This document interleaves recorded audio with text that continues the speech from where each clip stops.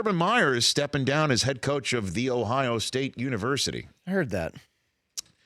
And, we were all wondering if that was possible, seeing him bent over at the hip, stooped down, holding his head during the Maryland game. Didn't seem to have those problems against Michigan. No issues against the Wolverines on that day. Did you see the photograph? Somebody in Columbus getting ready for their Christmas lights put the numbers 62 and 39 on their roof.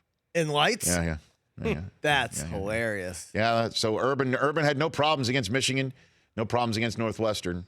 But he is out, stepping down, and he's having a press conference in 2 hours at Columbus. So we will give you the latest on that. Ryan Day, the offensive coordinator, who's been terrific, and his game plan against Michigan was stupendous.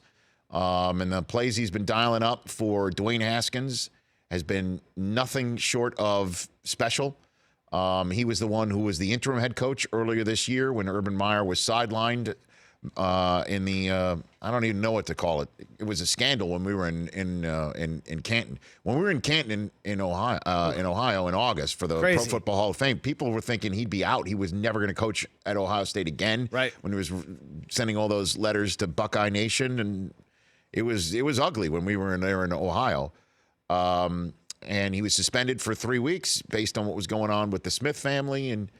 And I'm assuming all of that playing into today's decision, along with his health playing into today's decision. And we all remember after Michigan was vanquished, spanked by Ohio State, there was a moment where Urban Meyer and his wife, Shelley, were hugging on the sidelines. And again, we were all playing psychologist, doctor, whatever, but that looked to me like the hug between a man and wife, between spouses, between best friends, between coach and wife of this is it. This is our last game in the horseshoe.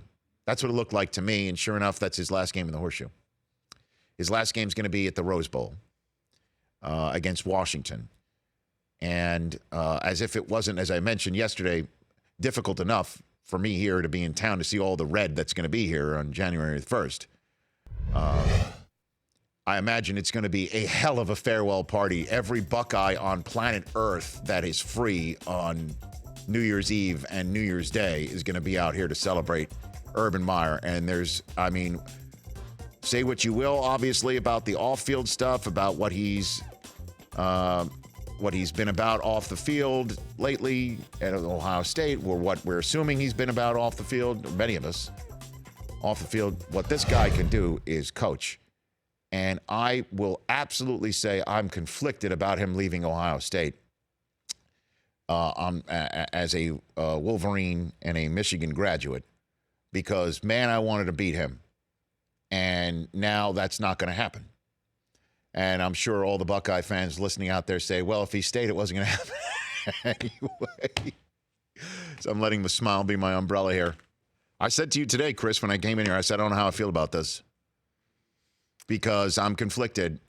I know. You always want to beat the best. Of course. And Ryan Day may be the best as well. And that's going to be part of his problem, or not problem. It'll be part of his world going forward. That if he doesn't, nobody's going to be as good as Urban Meyer, at Ohio State. I don't think you can say it. You could make the case that he wasn't there as long as Woody, and he didn't. But he could be the best coach Ohio State's ever had. And I know, I'm talking about a team that had Woody Hayes, a school that had Woody Hayes. But, what he did there in his tenure there is nothing short of remarkable.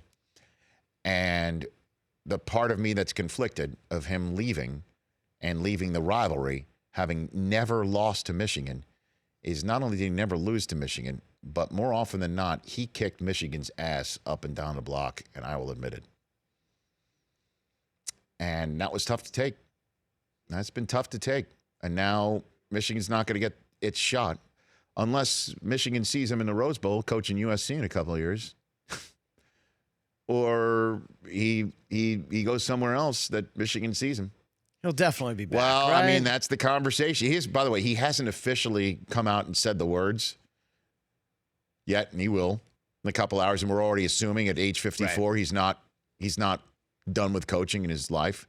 Because he said, his heart literally wasn't up for the task at Florida, and he was leaving to spend time with his family, and then he wound up at Ohio State. We're all assuming that just a couple of years later he'll wind up somewhere else, after probably returning to ESPN, where he was a terrific analyst. But it's just a tough thing to be staring at that record that he's had against Michigan. On behalf of Michigan fans and on behalf of all college football fans, I mean, the guy's been nothing but terrific on the sidelines and fun to watch, fun to root against. Guy wins fun to root 85% of his games. He's one of the greatest college coaches of all time. He's been nothing but good to talk about. And watch his kids improve. And this kid, Dwayne Haskins, the last 3 weeks, as I said yesterday in our conversation with Michael Wilbon, could have played himself into the Heisman Trophy. Definitely played himself to go into New York City over the last 3 weeks. And I know what he was doing all year long, but the last 3 weeks have been pretty damn special for him. At Maryland, won that game. Defense couldn't stop the Terps. Yeah. I mean, just destroyed Michigan. I mean, absolutely obliterated Michigan. I mean, they put 60 on Michigan. They put 60. On the number one defense. On Urban Meyer's last game against Michigan, 62. Go try and top that, anybody else. And then beating Northwestern. So congratulations to Urban Meyer on his retirement, and we'll see what happens. The Rich Eisen Show, weekdays at noon Eastern on Audience.